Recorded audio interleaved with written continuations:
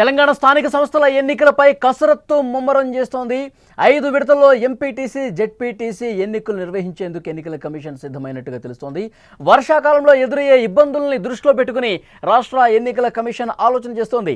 2 నుంచి 3 రోజుల గ్యాప్లో ఈ ఎన్నికలు నిర్వహించే అవకాశం కనిపిస్తోంది. 5 విడతల్లో ఎన్నికల నిర్వహణ ద్వారా పోలింగ్ సిబ్బంది, పోలీసుల తరలింపు సులువుగా ఉండే అవకాశం ఉంది. ఇప్పటికే పోలింగ్ స్టేషన్ ఓటరు జాబితాను కూడా సిద్ధమైనట్టుగా తెలుస్తోంది. తెలంగాణలో స్థానిక సంస్థల ఎన్నికలకు అంతా రెడీ అవుతోంది.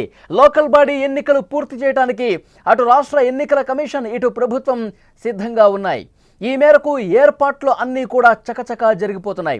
ఇప్పటికే సిబ్బందికి శిక్షణ ఇవ్వడంతో పాటు పోలింగ్ కేంద్రాల ఎంపిక కూడా పూర్తయింది. సర్పంచ్ ఎన్నికల కంటే పరిషత్ ఎన్నికలే ముందుగా నిర్వహిస్తారనే సంకేతాలు కూడా వెలువడ్డాయి.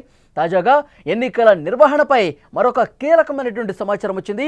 ఎంపీటీసీ, జెడ్పీటీసీ ఎన్నికలను 5 విడతల్లో నిర్వహించాలని ఎన్నికల కమిషన్ ఆల్రెడీ ఒక ప్లాన్ కూడా రెడీ చేసినట్టుగా తెలుస్తోంది.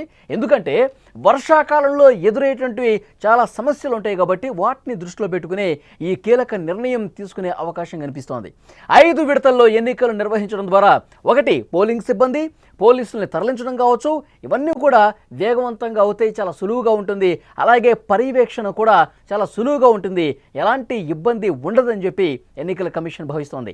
వర్షాకాలంతో పాటు శాంతి భద్రతల సమస్యలు కావచ్చు, గిరిజన ప్రాంతాలకు పోలింగ్ సిబ్బందికి అక్కడ వెళ్ళటం కావచ్చు, పోలింగ్ మెటీరియల్ని సురక్షితంగా తరలించడం కావచ్చు.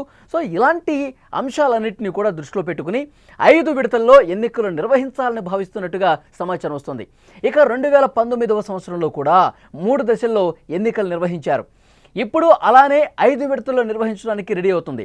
అప్పుడు 3 దశల్లో ఎందుకు నిర్వహించారు అంటే అప్పుడు ఎండాకాలం ఉంది కాబట్టి 2019 సంవత్సరంలో కొంత సజావుగా సాగింది. ఇప్పుడు 5 విడతల్లో వర్షాకాలం, ముఖ్యంగా గిరిజన ప్రాంతాల్లో కొంత భద్రతను కల్పించడం, ఇవన్నీ అంశాలు ఉన్నాయి కాబట్టి 5 విడతల్లో నిర్వహిస్తే బాగుంటుంది, ఎలాంటి ఇబ్బంది ఉండదని ఎన్నికల కమిషన్ కసరత్తు చేస్తోంది. ప్రభుత్వం రిజర్వేషన్ల సమాచారం ఇవ్వగానే కార్యాచరణ మొదలు కాబోతోంది. మరోవైపు స్థానిక ఎన్నికల నేపథ్యంలో రాష్ట్రంలో రాజకీయ వేడి కొనసాగుతున్నటువంటి పరిస్థితి కూడా మనం చూస్తున్నాం. అధికార కాంగ్రెస్ కావచ్చు, ప్రతిపక్షం బీఆర్ఎస్, బీజేపీ కూడా ఎన్నికల్లో సత్తా చాటాలని ఉవ్విళ్ళూరుతున్నాయి. ఇప్పటికే గ్రామాల్లో రాజకీయం రసవత్తరంగా మారుతుంది. ముఖ్యంగా ఆయా గ్రామాల్లో స్థానికంగా పొలిటికల్ పార్టీలు ఇప్పటికే ప్రచారాన్ని కూడా రంగం సిద్ధం చేసినట్టుగా తెలుస్తోంది. ప్రచార వేడిని పెంచే అవకాశం కనిపిస్తోంది. ఆయా పార్టీలు లోకల్ క్యాడర్తో టచ్లో కూడా వెళ్ళాయి. బీసీలకు రిజర్వేషన్లు ఇచ్చామనే అంశంతో కాంగ్రెస్ ముందుకు వెళ్ళబోతోంది. గ్రామాలు, పట్టణాల్లో ఇటీవలి కాలంలో సీసీ రోడ్లు కావచ్చు, డ్రైనేజీలను ఎక్కువ సంఖ్యలో నిర్మించడం, సన్నబియ్యం పథకం, ఇలాంటి అంశాలన్నీ కూడా తమకు సానుకూలంగా మారుతాయి. ఈ ప్రభుత్వం చేసిన మంచి పనులే మళ్ళీ మన విజయానికి కారణమవుతాయి. మనం చాలా కాన్ఫిడెంట్గా ఉన్నాం.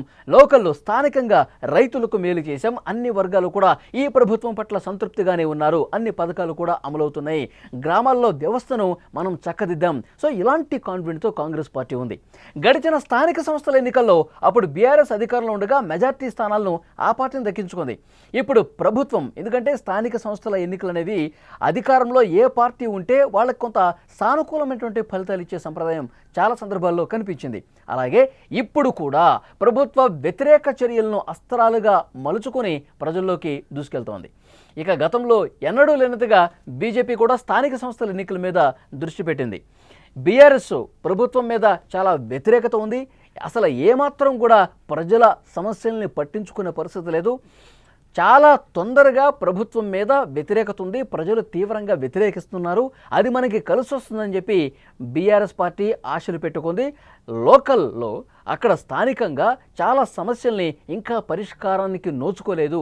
ఆ ఎఫెక్ట్ ప్రభుత్వం మీద ఉంది. డెఫినెట్గా ప్రజలు బీఆర్ఎస్కి అనుకూలంగా ఉన్నారని చెప్పి బీఆర్ఎస్ ధీమాగా ఉంది. మనమే గెలుస్తామని చెప్పి ఆ పార్టీ క్యాడర్ కూడా నాయకత్వం ఒక భరోసా కల్పించే ప్రయత్నం చేస్తుంది.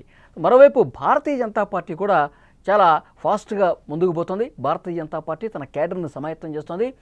మంచి ఫలితాలు సాధించే విధంగా ప్రయత్నాలు ఆల్రెడీ స్టార్ట్ చేసినటువంటి పరిస్థితి ఉంది. సో డెఫినెట్గా 5 విడతల్లో ఎంపీటీసీ, జెడ్పీటీసీ ఎన్నికలను నిర్వహించాలని ఎన్నికల కమిషన్ ఒక ఆలోచన చేసింది. అతి త్వరలోనే అధికారిక ప్రకటన కూడా వచ్చే అవకాశం కనిపిస్తుంది. ఎందుకంటే కోర్టు కూడా చాలా స్పష్టమైనటువంటి ఆదేశాలు ఇచ్చింది. 1 నెల రోజుల్లోనే ఇటు రిజర్వేషన్లు కంప్లీట్ చేయడంతో పాటు మరోవైపు ఎన్నికలను కూడా 1 నెల రోజుల్లో పూర్తి చేయండి. ఆగస్టు నెలాఖరులోపు పూర్తి స్థాయిలో మీరు ఎన్నికల్ని కంప్లీట్ చేయాల్సిందని చెప్పి ఒక ఇండికేషన్ ఇచ్చింది. చాలా స్పష్టమైనటువంటి ఆదేశాలు ఇచ్చిన నేపథ్యంలో ఇటు ఎన్నికల కమిషన్ కావచ్చు, ప్రభుత్వం కావచ్చు కసరత్తు ముమ్మరం చేశాయి. సో డెఫినెట్గా త్వరలోనే ఎంపీటీసీ, జెడ్పీటీసీ ఎన్నికలకి రంగం సిద్ధమైపోయిందని చెప్పాలి. తెలంగాణలో స్థానిక సంస్థల ఎన్నికలకు అంతా రెడీ అయిపోయింది. మనకు వస్తున్నటువంటి సమాచారం లోకల్ బాడీ ఎన్నికలు పూర్తి చేయడానికి ఇటు ప్రభుత్వం, ఎన్నికల కమిషన్ కూడా అంతా రెడీ చేశాయి. ఈ మేరకు ఏర్పాట్లు కూడా చకచక జరిగిపోతున్నాయి. ఇప్పటికే సిబ్బందికి ఆల్రెడీ శిక్షణ చేశారు. పోలింగ్ కేంద్రాల ఎంపిక కూడా ఆల్మోస్ట్ జరిగిపోయింది. సర్పంచ్ ఎన్నికల కంటే పరిషత్ ఎన్నికలే ముందుగా నిర్వహిస్తారనే సంకేతాలు కూడా ఆల్రెడీ వచ్చేసాయి. సో ఎన్నికల నిర్వహణ మీద మరొక కీలకమైనటువంటి సమాచారం. ఎంపీటీసీ, జెడ్పీటీసీ ఎన్నికల్ని 5 విడతల్లో నిర్వహించాలని ఎన్నికల కమిషన్ ఆలోచన చేసింది. వర్షాకాలంలో కొన్ని సమస్యలు ఉంటాయి డెఫినెట్గా.